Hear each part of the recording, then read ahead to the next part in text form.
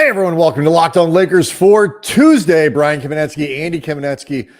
The Lakers, according to JJ Redick, are in it a little bit and not in a good way. They lose in Orlando pretty convincingly. We'll explain what happened next.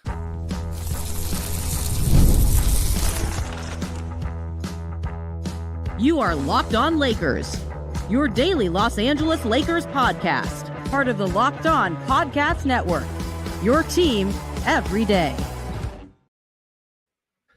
Thanks to everybody for making Locked On Lakers first listen of every day, Monday through Friday, no matter how, where you get your podcast. This one's always free, never behind a paywall. Locked On Lakers on YouTube is where you can go hang out with 34,000 subscribers, Andy, who quite frankly are probably a little bit concerned. I know that's one of the things I want to talk about in this episode is how concerned should you be following the Lakers 118-106 loss to the Magic in Orlando. Second straight game, the Lakers have taken one on the chin. And second straight game, the team looked very disjointed, particularly offensively. Third straight. It's actually the third straight. I'm sorry. Well, I was thinking second straight with all hands on deck. The team intact. Sure. But it is technically the third straight. And that one, make no mistake, they also took it on the chin. Yes. The one against the Bucks. I found that one to be, we're referring to last week's game against the Nuggets, where like Andy and I were the starting front court. The Bucks. The Bucks, yeah, where Andy and I played. And we did our best, but we just couldn't really bring it home for Lakers fans. This one was good until it wasn't. And even when it was good, it wasn't great. I'll explain what I mean by that in a second. I want to let people know today's episode is brought to you by Monarch Money. Take control of your finances with Monarch Money. Use the code LOCKEDONNBA at monarchmoney.com for 50% off your first year, entire year, half off. We talked about this for Monday's show. I was really excited and very interested to see what the Lakers would do in this game.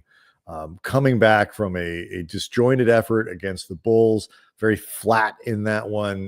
Not a lot of that rhythm and excitement and pop that they have had so much when things were going well in the post-Luka trade era.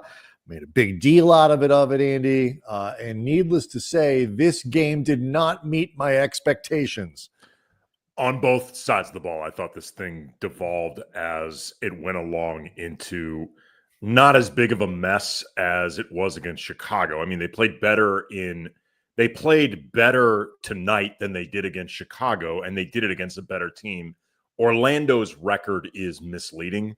They're below 500, but it's because they've spent a lot of the season without Paolo Banchero, Franz Wagner, or both, and then right as they got both back, they lose Jalen Suggs. So they have been dealing for a lot of this season without their best players. When those guys are available, particularly Banchero, who has been crushing it of late, like they're a good team. They're a team that I know heading into the season, I expected to be top 4 or so in the East and like a legit, they're maybe not to win a championship, but they're a legitimately good team. One of those like young team that makes the next step based on what they did last season. Yeah. And they got off to that kind of start before Banchero got hurt.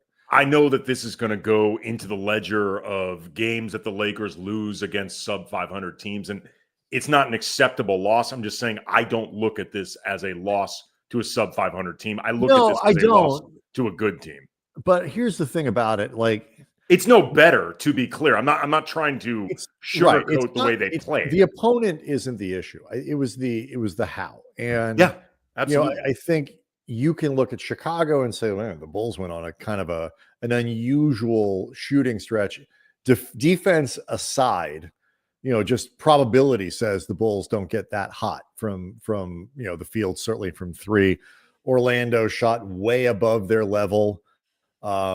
In this game, and when they went cold, the Lakers went on a run. When they did, Orlando's a really good defensive team, really bad offensive team, or a shooting team, I should say, and they shot the ball very well in this game. I'm not leaning into that either. Like at some point, your defense influences all of that stuff, and the Lakers didn't do well on that end. But there were too many easy buckets for the Magic. But what really disturbs me And what makes me concerned, even though it's what I'm calling sort of a 2-game losing streak with everybody back and all that stuff, the Lakers, the stuff that they were doing, the flow of the offense, the easy shots that were created, between LeBron and Austin and Luka, obviously, what they were creating for the group has completely disappeared. This game in Orlando on Monday night was a series of isolation possessions that sometimes resulted to a kick out on the perimeter. But while the Lakers took a lot of threes, the quality of those threes were way down. And most of the time they were isoing, maybe looking for fouls, very little ball movement, virtually no player movement. I tweeted during the game at Cam Brothers that regardless of whether the possession ended with a make or a miss, it felt very your turn, my turn between LeBron and Luka in ways that we had not seen with them before. We talked a lot about before LeBron got hurt, for all the things that they needed to figure out with Luka now in the fold. What are you doing without Anthony Davis? To a lesser but still tangible degree, Max Christie, like all of that stuff. And Luka getting into better physical shape, mental shape, all that stuff. The play between him and LeBron, that symbiosis, that seemed really good. And that seemed like something that they had figured out pretty quickly because they're both high IQ players, and something that you and I both thought getting them back on the court. Obviously, you have to get yourself back in a rhythm to where everything feels more like a shorthand, but I did not expect it to be as awkward, certainly as it was against Chicago, but then definitely tonight. Like Chicago, everything was such a disaster. You can't even look at really anything specific. In this game, I just kept getting struck by how much it was Luka dominates the ball for a possession. Then LeBron dominates the ball for a possession. Then Luka, then LeBron, Luka, then LeBron. Then occasionally it's Austin. And while this is not an acceptable response by Austin, there were times where it felt like Austin was like, well, bleep, man, this is the only time I'm going to be touching the ball for the next 3 or 4 minutes. I'm hanging on to it. And again, that's not an acceptable response, but I get why it happened, and they need, Robert Ory on the postgame show for Spectrum Sportsnet talked about how Austin seemed to him to look kind of left out, and also how he and Luka were having a really good time during that period, picking up the slack in LeBron's absence. And I don't think Ory meant it as a dig against LeBron or something about those two not liking playing with LeBron. I mean, Austin and LeBron love playing with each other. Like, that's been well documented. But there's now a layer of complication that has been added that I think these guys also realize too. We only got like 11 games left or whatever. I think they're trying to fast track this, trying to fast track some wins and getting into some step skipping along the way. Yeah, I mean, we got an interesting question here from Todd Packer, which maybe we'll talk about in the next segment. I'm sorry, I hit the wrong button here, but it's moving, maybe move Reaves to the bench. And we can talk about that, but I will tell you, I think that doesn't address really the issue. And one thing that some of this is a function of Orlando. They are a good defensive team. They have size. So they actually match up nicely against the Lakers as well. But teams are given the alternative. If you have to say, like, you know what, we're just going to let LeBron kind of go one-on-one. We're going to get Luka go one-on-one. If those guys get hot, AR, like, they could put up 120, 125 points and we could lose. But the alternative is you send doubles, you do all that other kind of stuff, and you open up passing lanes all over the place and movement for somebody like LeBron to be hit by Luka on a pass. Like, it's become abundantly clear that when you double Luka, no matter where it is on the floor, the Lakers had shown the ability to make teams pay for that, whether that's easy baskets, with penetration, whether it's wide open, uncontested threes that, are like, shoot around type things. And so Orlando, at the very least, did a really nice job playing the Lakers straight up. And I think encouraging them to try to play in this way where it's very ISO heavy, it's very one-on-one, it's very foul hunting. And in the first half, the Lakers, I think, got to the line 20 times. That part of it was effective in terms of generating points, but it was very ineffective in terms of generating a rhythm in your offense. And then in the third quarter, when they weren't able to get to the line, they weren't able to knock down shots and whatever, they scored 18 points. They went 30-30-18, and they had no base to generate real offense. And one quarter, that was enough to kill them in this game. And that's the same thing that will happen in terms of one quarter will kill you as you go down the stretch and certainly in the playoffs. So that's my concern, and I want to ask you about it. Well, real quick, just to clarify before we go to break, 14 free throws in the first half. 14. To your point, but 8 of 20 from the field. So, and other than DFS, I believe, hitting threes, there wasn't much of that. No, they were terrible from the going on. The 3-point disparity in this game is it is hard to win in the NBA when you are that badly outshot. They were outshot. 3 points attempted, Lakers 32. They made 15. They were -5 at the 3-point line against Orlando, who is not a good 3-point shooting team. So I want to ask you about this level of concern and whether or not I'm overreacting to essentially 2 bad games with the team intact again. We'll do that next. Locked On Lakers is brought to you by Monarch Money. You ever check your bank account and wonder, where did all the money go? Like between all the time, dining out and online shopping and entertainment, it's really easy to lose track. And that's where Monarch Money comes in, your personal CFO, giving you full visibility and control over your finances. Monarch Money isn't just a budgeting app. It's a complete financial command center. You can track all your accounts, investments, spending all in one place. So you stop just managing money and you start building wealth. You can enjoy convenience, where instead of juggling multiple apps, you can use Monarch to check your finances, track spending, even plan long-term goals, and you can enjoy collaboration. Managing money with your partner is smoother than ever. You can track shared and personal accounts, set goals, stay on the same page without stress. Take control of your finances with Monarch Money. Use the code LOCKEDONNBA at monarchmoney.com for 50% off your first year. That's monarchmoney.com, code LOCKEDONNBA for half off your first year. If you haven't signed up for the Locked On Lakers newsletter, you really should. It is a great way to keep up with the show and especially get some analysis both from us and around the network. As we get into the stretch run in the NBA, you will be up to date on everything you need to know for the playoffs and all that stuff just by getting this newsletter from Locked On, our Locked On Lakers newsletter from the Locked On Network. Go to LockedOnDaily.com, click on Locked On Lakers, and things delivered to you 5 days a week. I understand Andy Prisoner of the moment, but as expectations get higher and hopes go up, and the Lakers, sorry, you did that with all that really good play. You got everybody daydreaming about what was possible this spring. These kinds of flaws and moments where people seem to throw sand in the gears and the response isn't there, they raised some red flags and concern. So when you see these last couple of games and how much they have flipped 180 from what they were doing before, how concerned are you?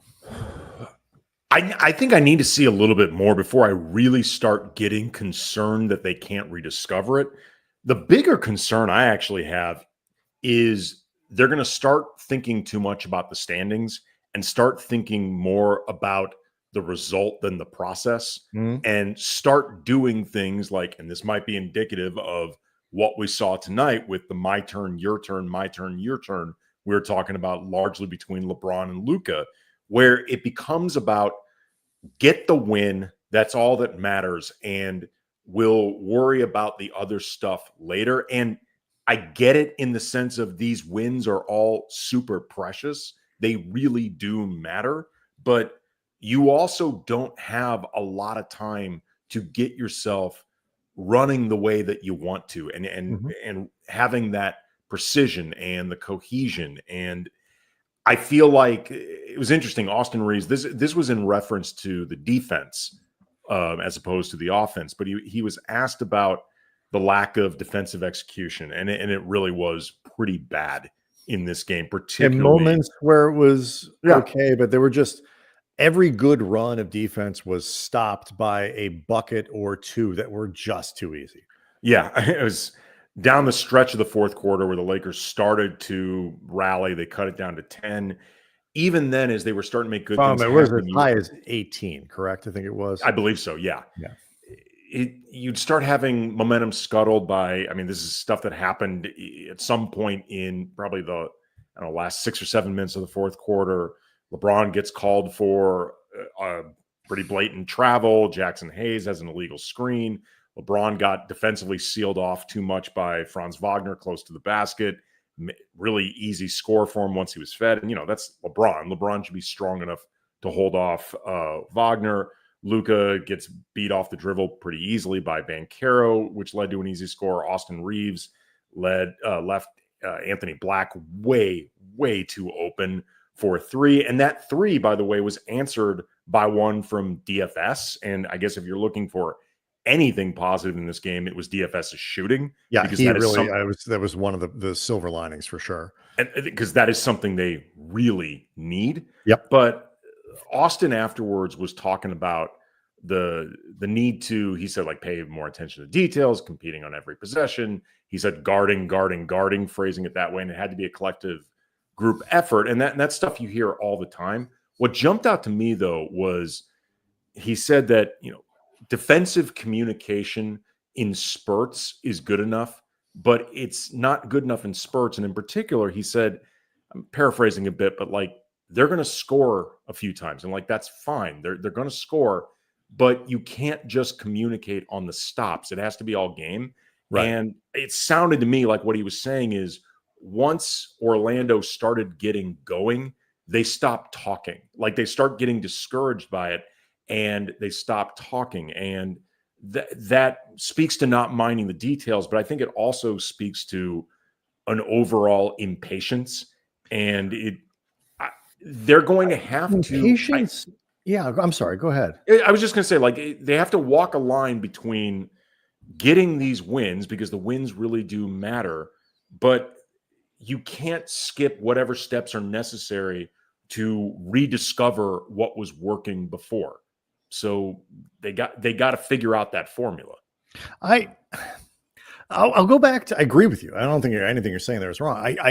I'm less concerned about what you're talking about in terms of compromising process because, we've got LeBron who's been to 10 finals. I mean, we've got Luka who's we've been around the block. JJ Redick is clearly a process guy. Like Gabe Vincent came from Miami. Process.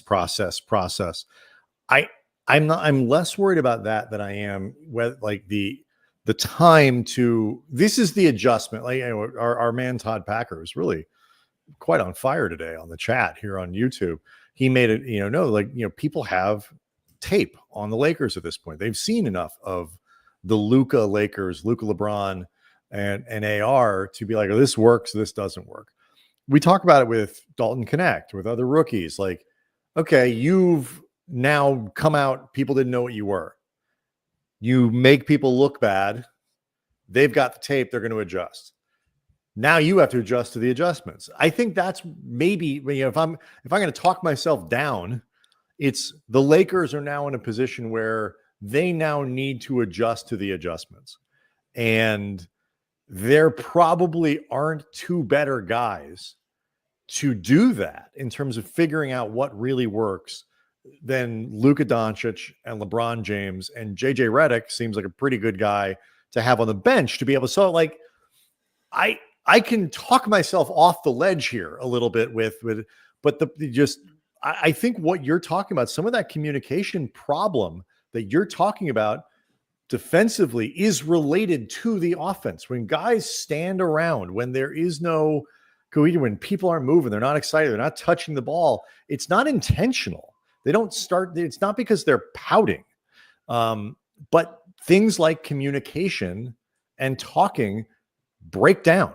you need that constant engagement throughout the game. They need to fix the offense because the defense was carrying them in ways that I don't know, may have been a little bit unsustainable in terms of just how good they were. You need an offense that is, top 10 caliber and all that stuff. And they've not had it of late.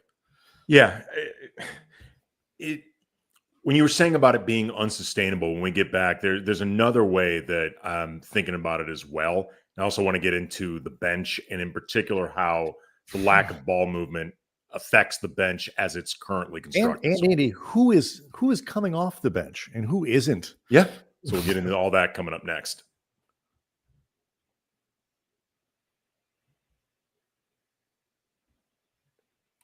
Real quick before we get into that question of the defense and sustainability, shout out and congratulations to Dwight Howard, former 3-time Laker and Laker champion. He was inducted during this game into the Orlando Magic Hall of Fame, which is obviously really awesome for Dwight. He was clearly having a great time at halftime or whenever this happened during the game. Afterwards, he was basically holding what could be best described as a dance party with, I think, like the Magic dancers and people in the crowd. It's very Dwight. That's what it feels on brand. Very on brand for Dwight. It's obviously very well deserved. He, other than Shaq and maybe a couple people I can't think of off the top of my head, but he is certainly in the conversation for best players in that franchise's history. It's easy to goof on Dwight, and Lord knows we've done it because he opens the door to that kind of thing. Speaking of which, I'm very proud of Dwight for being restrained enough not to use the opportunity with the Magic to ask Jeannie Buss and Rob Pelinka to put him back on the Lakers. He really buttoned down and read the room well. Yeah, but it's easy to goof on the guy. We do it. You just did. But it is also easy because the last few years of his career were kind of occasionally sort of a parody of himself, just how dumb. And like that first stint with the Lakers was such a disaster. It's easy to forget just how dominant a player he was at his peak. So, I mean, he's a Hall of Fame candidate now, like the actual Hall of Fame. He should be in it. Easy.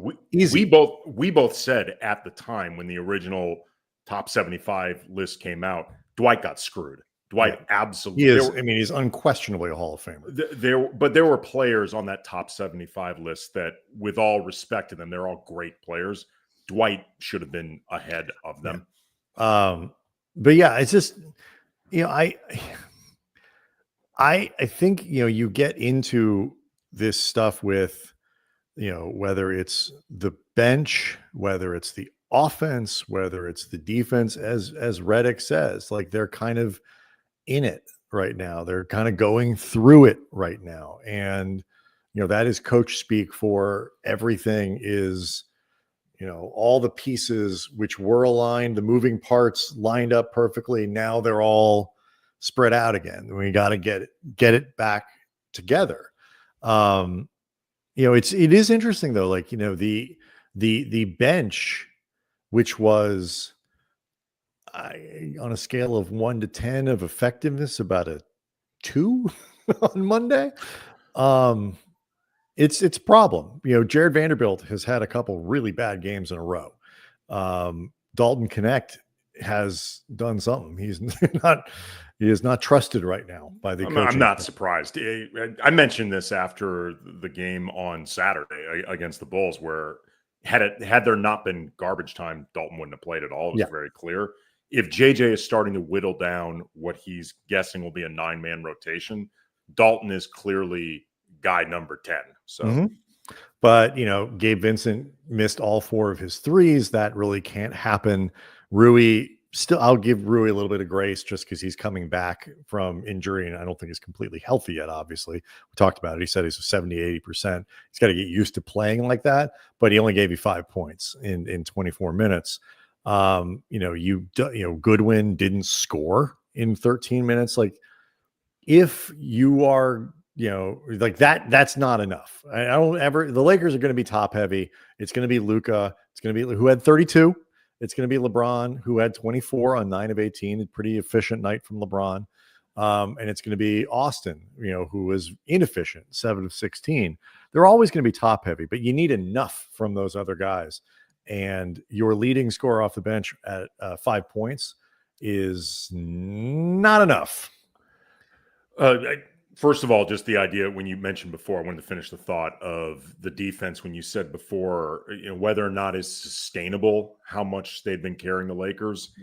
Even if it's sustainable, it's not practical. I think there's an element of impracticality. What do you mean? Explain that, because it's an interesting distinction.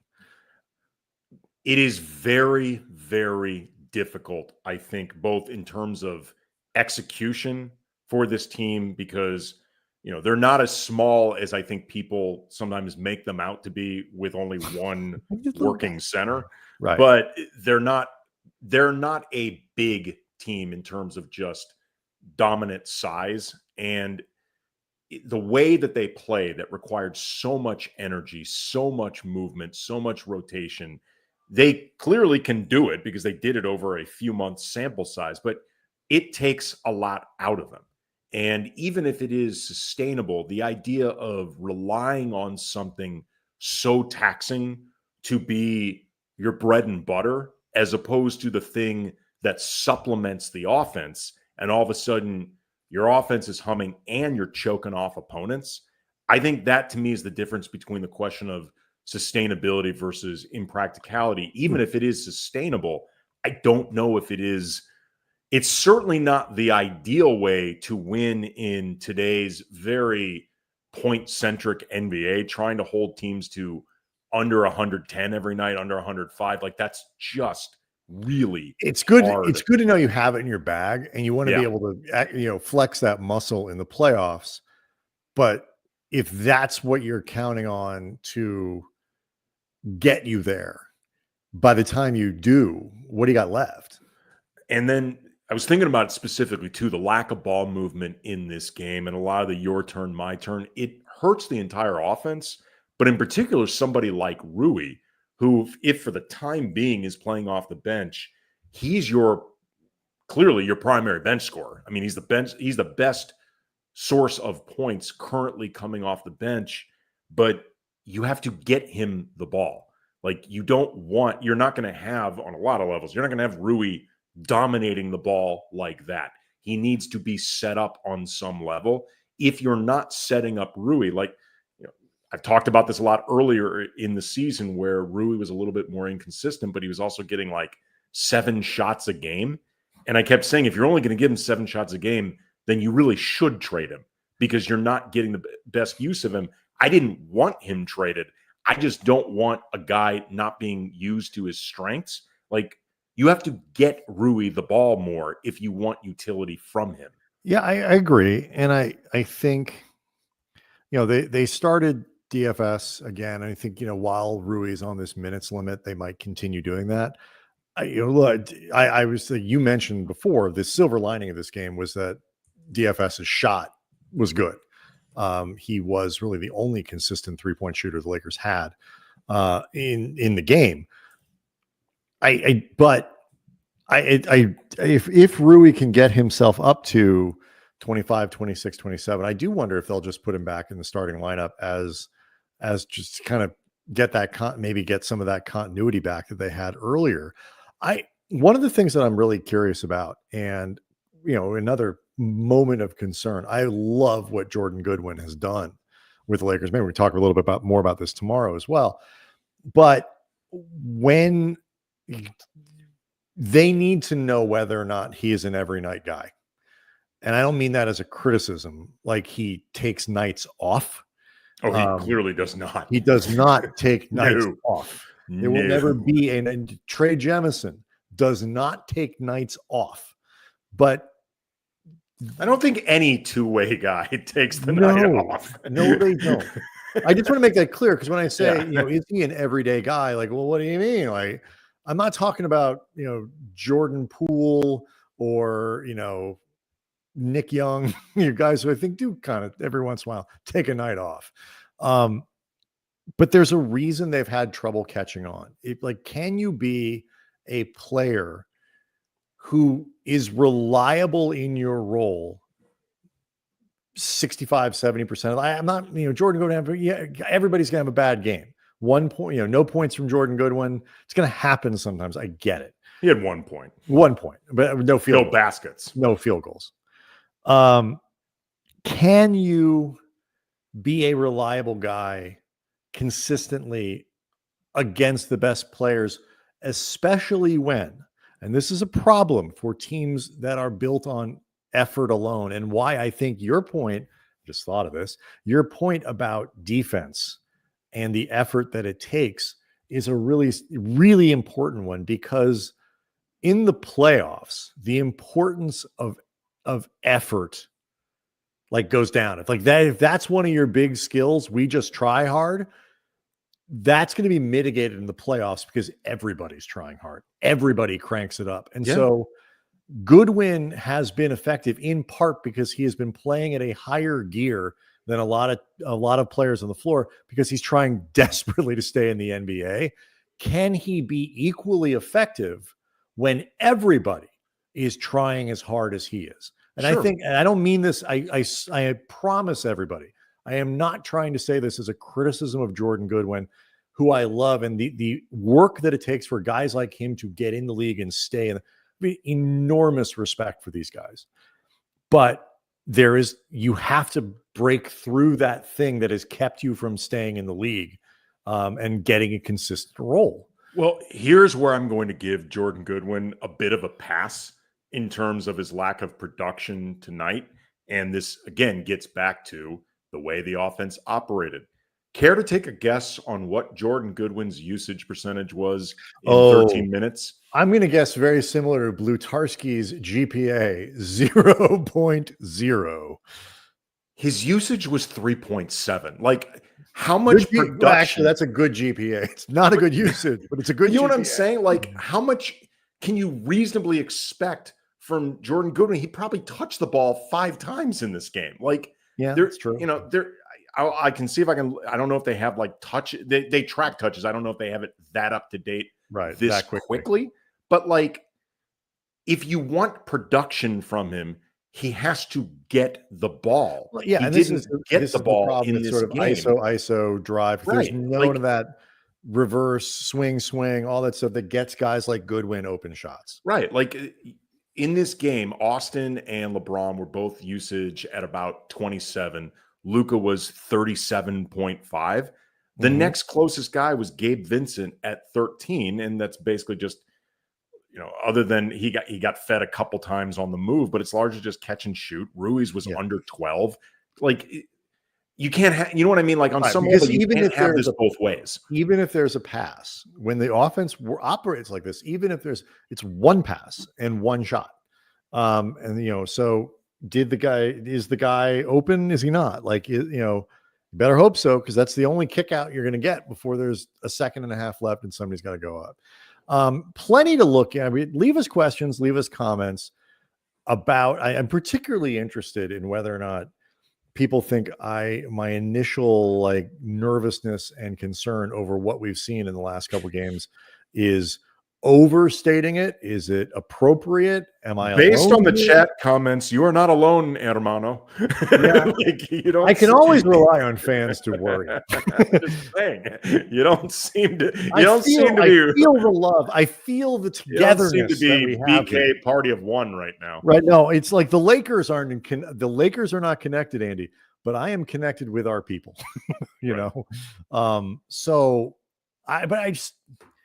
I don't want to overreact. I don't want to freak out, but there are clearly some things that are now happening where the league is adjusting the Lakers, and the Lakers need to adjust back. We'll see how they do, because it doesn't get any easier from here, folks. Locked On Lakers on YouTube. So we can go hang out with 34,000 subscribers. That's a lot. It's a lot of subscribers. Go ask a friend to subscribe. Let's make this number go up. We'll see everyone tomorrow.